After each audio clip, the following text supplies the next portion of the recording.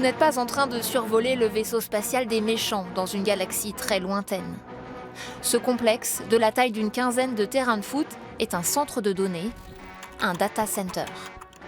Sans data centers, pas d'internet, pas d'intelligence artificielle non plus. Et celle-ci explose. Par exemple, ChatGPT dépasse le milliard d'utilisateurs 3 ans seulement après son lancement. Une courbe d'adoption qui est beaucoup plus rapide, par exemple, que celle du smartphone, qui jusque-là était en tête du palmarès. OpenAI, Google DeepMind, Mistral, Alibaba, xAI et bien d'autres déploient des sommes colossales dans la course à la puissance de calcul, avec la bénédiction des pays où ils s'implantent. La course à l'IA est loin d'être finie. En vérité, nous sommes juste au début. On est dans la course, on y est plein feu et on ira jusqu'au bout. Une course qui pousserait les data centers à consommer au moins 2 fois plus d'électricité qu'aujourd'hui d'ici à 2030, c'est-à-dire autant que le Japon, le 5e pays le plus énergivore au monde. Au lieu de se poser la question de comment est-ce qu'on va avoir plus de calculs, plus de data centers, la question devrait être comment est-ce qu'on fait plus avec moins. On est vraiment en train de nager en plein délire sur la construction des infrastructures en cours. Un chantier qui inquiète à l'heure où la consommation énergétique doit baisser pour contenir les émissions de gaz à effet de serre. Alors quel avenir climatique se profile à l'ère des data centers? Pour bien comprendre, regardons d'abord ces infrastructures de plus en plus lourdes. Pendant longtemps, les data centers, on ne les voyait pas vraiment. D'ailleurs, le mot cloud, nuage, est devenu le terme associé au stockage numérique.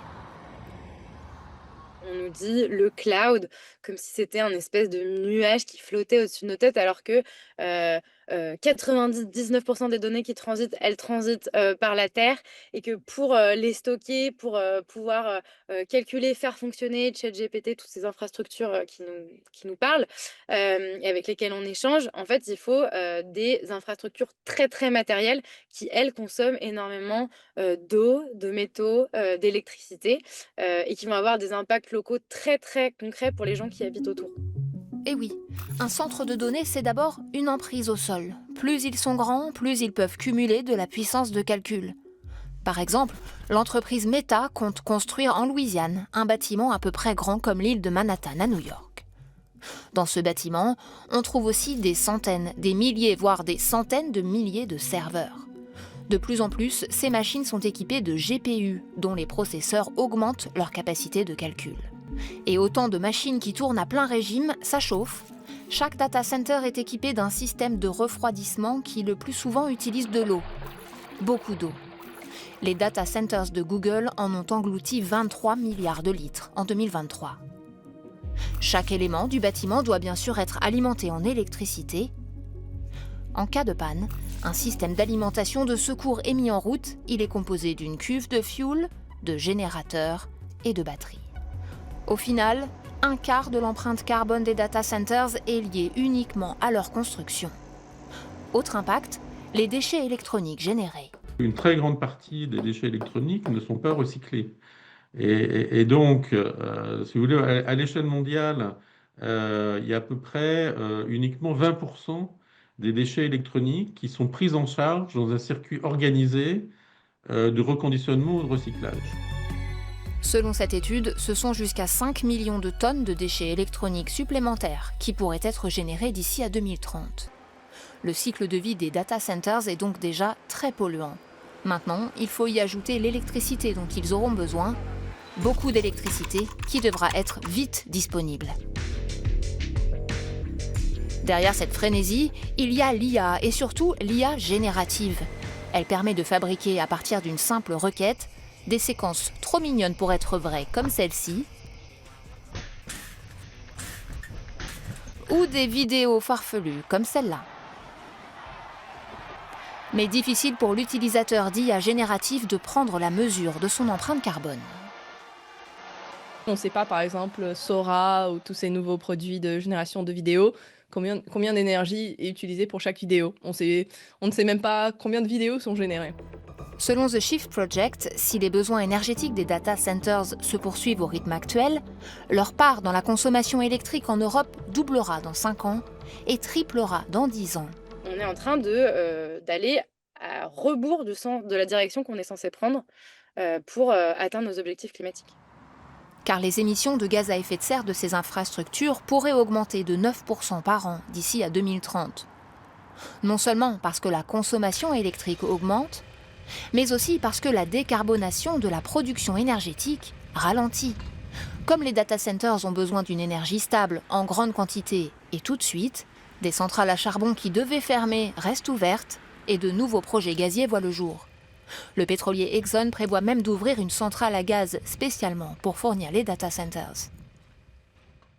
Les acteurs du pétrole et du charbon se nourrissent de la croissance des centres de données. C'est en train de donner des manières de relancer le secteur pétrogazier. Alors qu'on devrait faire l'inverse et réduire massivement le charbon, le gaz et le pétrole. Si on regarde les sources d'énergie qui vont alimenter les data centers ces 10 prochaines années, les fossiles vont encore augmenter et se stabiliser jusqu'à au moins 2035. Sur ce graphique, on voit aussi que la part du nucléaire va augmenter dans ce mix énergétique. De nombreux opérateurs d'IA investissent dans cette énergie peu carbonée qui présente tout de même d'autres défauts. Bill Gates de Microsoft a annoncé la relance de la centrale nucléaire de 3 Mile Island, théâtre d'un grave accident nucléaire en 1979. Autre défaut du nucléaire, il ne pourra pas répondre aux besoins énergétiques avant une dizaine d'années. On est donc sur des investissements faits pour durer. Ce qui se passe dans l'industrie numérique en ce moment, ça ressemble à ce qui s'est passé dans les années 80 avec le pétrole, où on nous disait que c'était la seule solution pour les moyens de transport, qu'il fallait plus d'infrastructures, plus d'extraction, qu'il fallait plus de voitures, etc. Et que c'était la seule solution possible. Donc il fallait construire tout notre système socio-économique autour du pétrole. Et effectivement, 30 ans plus tard, 40 ans plus tard, c'est ça qui s'est passé. Et c'est très, très dur maintenant de décarboniser le transport et toutes les industries. Les opérateurs, eux, vantent des gains d'efficacité de leur matériel et différents projets pour réduire leur empreinte. Mais est-ce qu'il ne faudrait pas plutôt se demander si une autre utilisation de l'IA est possible ? L'eau de la piscine ou de logement amenée à une température confortable grâce à la chaleur générée par des centres de données, c'est une des applications vertueuses que proposent les opérateurs. Notamment Google, à l'annonce d'un investissement de plus de 5 milliards d'euros en Allemagne. Or, les économies de gaz à effet de serre de ces dispositifs restent à la marge et agissent comme un écran de fumée sur la question de l'utilité des data centers.